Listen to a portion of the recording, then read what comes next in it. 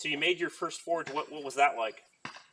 So my first forge, I had a mower deck flipped upside down to create a bowl, and I put a brake drum inside that to hold the fire, and built a blower out of a bicycle and a leaf blower. When you're forging, you're supposed to keep feeding new coal in from the outside slowly. Okay.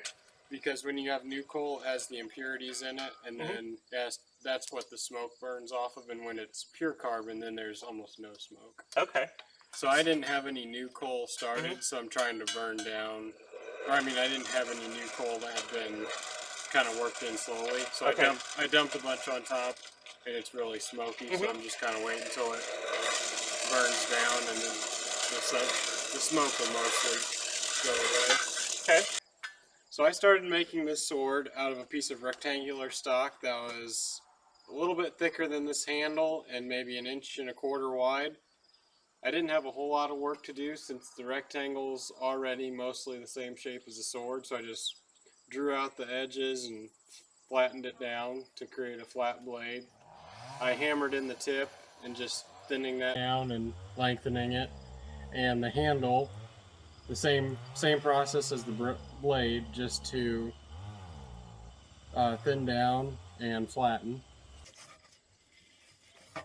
So the reason that's smoking so much is because of the impurities in what's there, because it's new. It's new, right? Yep. This coal has not been burned before, so it does have impurities. After it's been in the fire, the impurities burn out, and you're left with pure carbon. Like this chunk is pure carbon, so when it gets into the fire, it's not going to smoke near as much. So I'll start on this piece and make a smaller blade. So when I start making a blade, like if I were to make the same shape as the sword, I'll start out by forging down the tip to get that basic point in.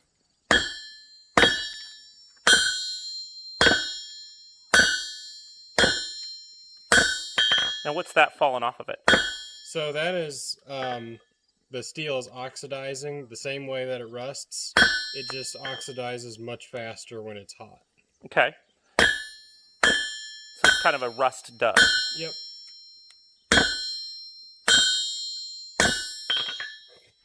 If you were to forge like a large piece for a really long time, that will add up and amount to a fairly significant portion, so you would adjust for how much you think you're going to lose. Okay, you're saying the dust itself, you're going to lose a certain percentage of your total metal that you wanted to work with. So if you had a really complicated forging piece that you're going to be heating and reheating for a long time, you would need to account for how much you think you're going to lose and start with that much more metal.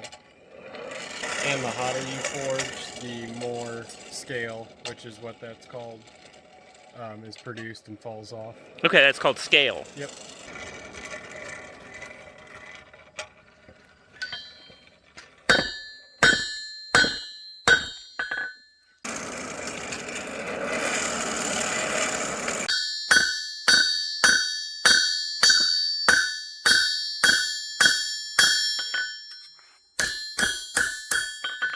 So in this step, I did two things. I continued to draw out the point and make that thinner down more to a point, but I also started to thin down the edges to get those closer to a blade-shaped edge where you could sharpen it.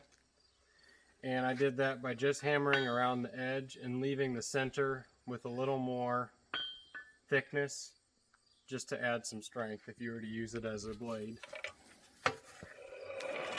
So at this point, the tip is forged down about as close as I forge it, since I do more grinding. If it were medieval times, they'd probably forge that down a lot closer to shape. But since you're working on such a small area, you can run into issues with the metal wanting to crack. So I usually just stop here and I'll grind the rest if I were going to finish the blade. So now what I'll do is keep working on the edges. I need to thin those down more so that you could sharpen it, and I also just need to even up some of my lines because it's a little crooked and one side's a little larger than the other side. It's kind of got a bulge in it, so I'll straighten that out, and after that I would just start to move down the rest of the blade, widening it out. and flattening down the edges.